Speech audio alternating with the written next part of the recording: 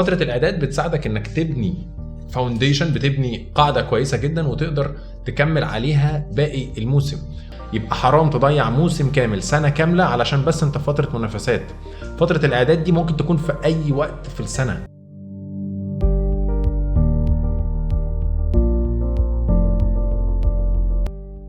سؤال بيتسأل من اللعيبة اللي عندهم طموح واللي دايما عايزين يشتغلوا على نفسهم، وده سؤال يبسطني انا شخصيا. يعني السؤال: ازاي اقدر احافظ على لياقتي في فترة الموسم؟ اللاعب المفروض في فترة الموسم ان هو بيزود لياقته البدنية، مش بس بيحافظ عليها، بيوصل للبيك في فترة السيزون. ففكرة ان احنا بس بنحافظ هو طموح كويس، بس طموح قليل شوية. المفروض ان احنا نكون كمان عايزين نزود.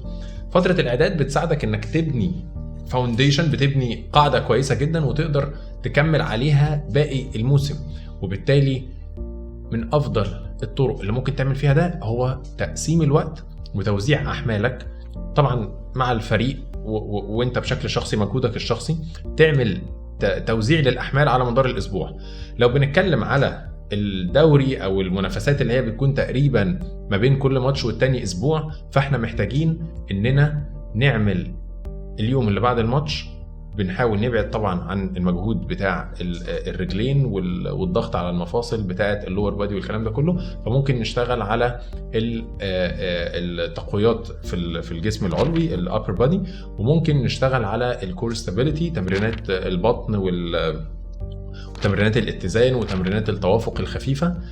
بيبقى عندنا هنا مساحة شوية 5 أو 6 أيام ما بين الماتشين، ده رقم كويس تقدر تنجز فيه حاجات. ممكن تاخد تمرينة واحدة بس عالية فيها حمل عالي بتوسطنها بالظبط في نص المدة بتاعة الماتشين دوت. لو البطولة أسبوع ما بين كل ماتشين وعندك مساحة. طيب في الدورات المجمعة أو البطولات اللي هي بيبقى تقريبا ماتش كل 3 أيام أو 4 أيام بالكتير، في الحالة دي أفضل حاجة تعملها هو إنك تحافظ على حالتك البدنية متزنة. لازم تبعد عن الإرهاق، مش صح إنك توصل نفسك لمرحلة إرهاق في فترة المنافسات أبدا. أهم حاجة تعملها إنك تيجي قبل الماتش بيومين أو 3 تبتدي تستعيد طاقتك تاني عشان تنزل الماتش في كامل طاقتك وكامل حيويتك وكامل نشاطك.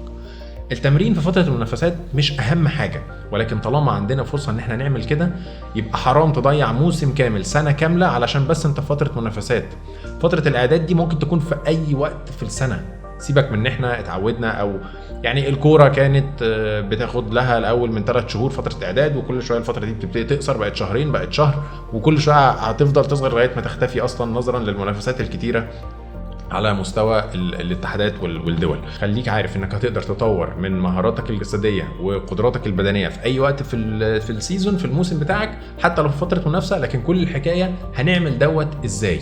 تقنين احمال، تنظيم وقت، حسبة المجهود بتاعنا على مدار الاسبوع، وهتقدر تعمل كل حاجة انت محتاجها. ما تربطش نفسك فترة الاعداد عشان تطور من ادائك، تقدر تعمل دوت طول السنة ويبقى دايما ادائك متطور ودايما ادائك افضل واحسن.